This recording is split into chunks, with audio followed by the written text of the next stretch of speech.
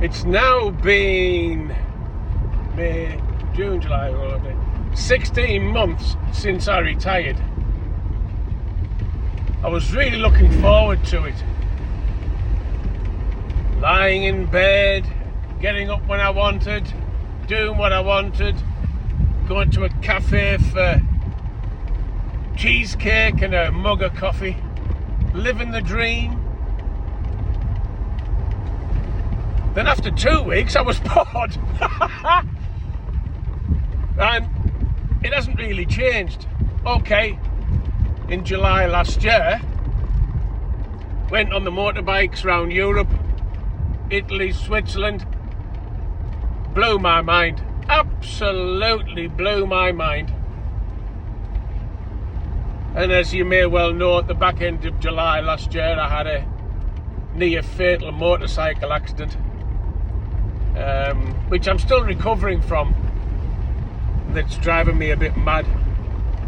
But how have I found retirement? Well, some of it's been forced upon me, because when I had the accident in July last year, 2 months of it was spent in hospital. And many months after that, learning to walk again. My pelvis absolutely destroying me. My right elbow the same. And it's taken many months of improving, getting stronger. And then in July this year, went into Europe again, found new places, discovered new places, explored new places in my car with the roof down, 35 degrees. The sun was that vicious, having to put the roof back up and putting the air conditioning on. And I had the aircon redone before I went. And that was a scam, because the bugger hasn't worked. So anyhow, yeah, this year we went France, Switzerland, Liechtenstein, Austria, Germany, and Switzerland again, and Italy. So that was a journey and a half, and it was all done in 9 days. How many days? Exactly. Talk about flying around like a scalded rat or a mad wasp. But it was brilliant. And I was worried that I wasn't going to be able to cope because of the pain. I mean, actually sitting here in the driving seat is creating pain in my pelvis. But in the passenger seat it didn't, because my brother drove most of the way, well, 99% of the way. And I was okay, which I find strange. But the retirement part, what a bag of crap. There's no reason to get out of bed. There's no reason to do anything. There's no reason to go anywhere. Now, before the accident with the motorbike, I was quite prolific in going places. Right, we'll go here today, we'll go there today, just to get out and about on the bike. I haven't got that feeling with the car at all. And I feel, what's the word I'm looking for? I feel not depressed, but there's no get up and go. I mean, what for? I've nothing to prove, I've nothing to achieve. I've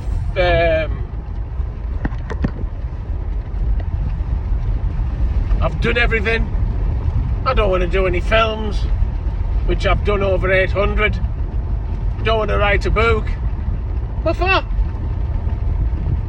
I like taking photographs, and I like using my newfound friend ChatGPT to create cartoons.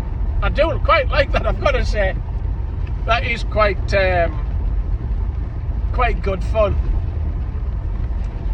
And so, what do I do? You see, if I stay where I am, I'm going to get what I've got. So I'm going to have to change where I am to get what I haven't got. And I need to motivate myself to go and do that. So this morning, I've put my house up for sale. I love my house, but I can't stay there forever. I just can't. And it's all about being retired. If I had work to do during the day, which was going to inspire me to keep going, inspire me to get out of bed, inspire me to do something, then I don't think I'd want to change my house. But I do. It might not sell. And I'm not bothered if it does or doesn't sell. To be fair, I'm not bothered. But what I have enjoyed since being retired is going into Europe, is exploring and discovering and finding out new things. Seeing a mountain that makes me go, oh my God.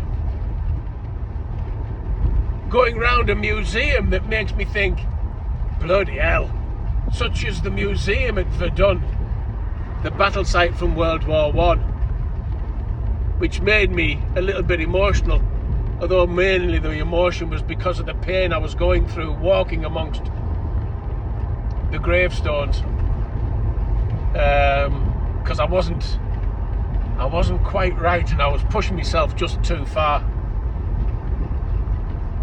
And that's what I want to do. I've got no idea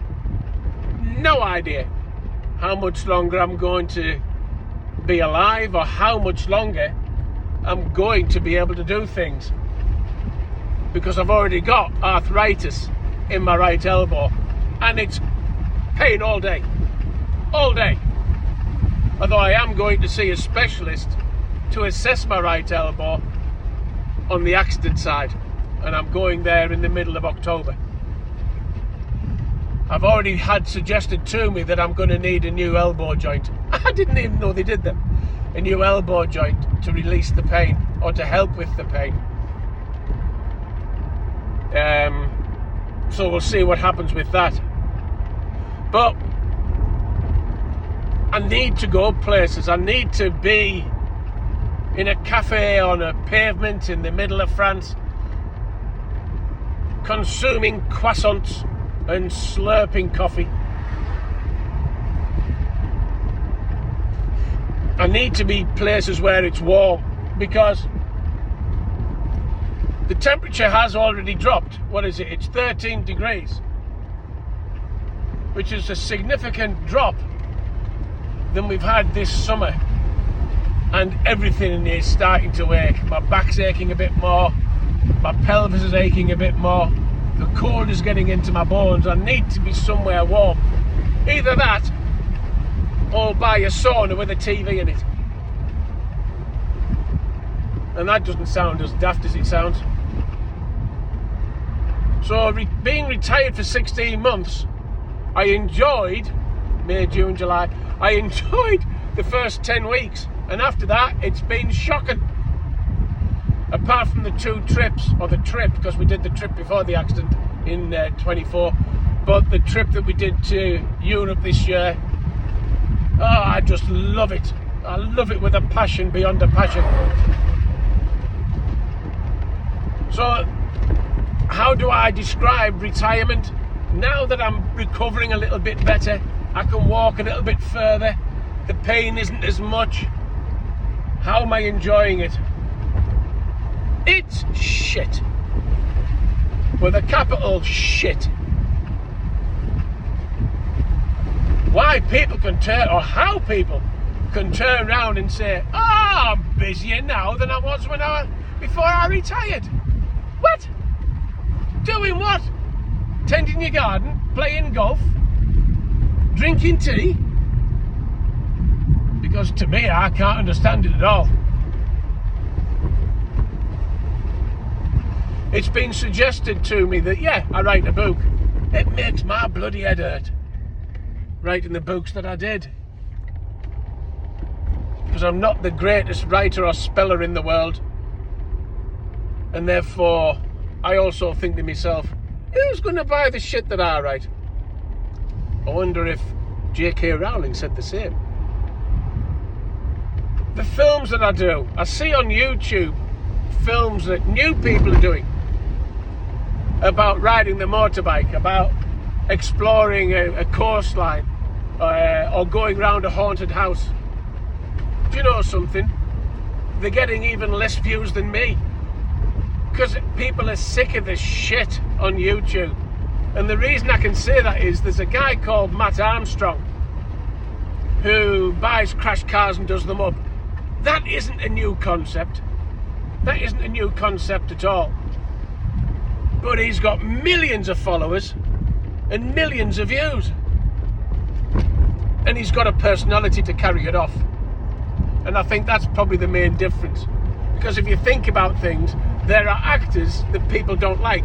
There are actors that people like. There are writers that people don't like. There are writers that people like. And so you can't appeal to everybody.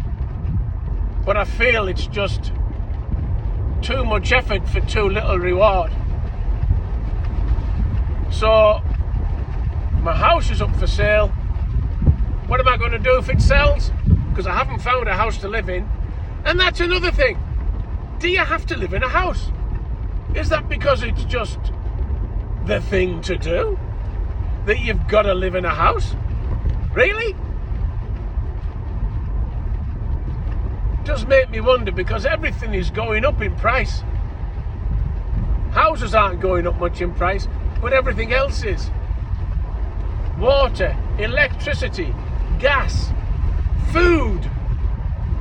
It's just become bloody ridiculous. It's like you're imprisoned in four walls. Because what else are you going to do? And I'm going to change that. 15th of October, which is when I go for my assessment, and also my birthday, I'll be 67. And that's in a month's time. 4 weeks and 1 day. I'm buggered if I'm going to lie there in my house watching a TV that's shit, going to bed watching TikTok till I get tired and watching shit. If you want something new or you want a new life, you've got to do what you've never done. And that's my point of view, and if you don't like it, I don't care. On that point, I'll bugger off. Love you loads. Toodle pip. Bye-bye for now.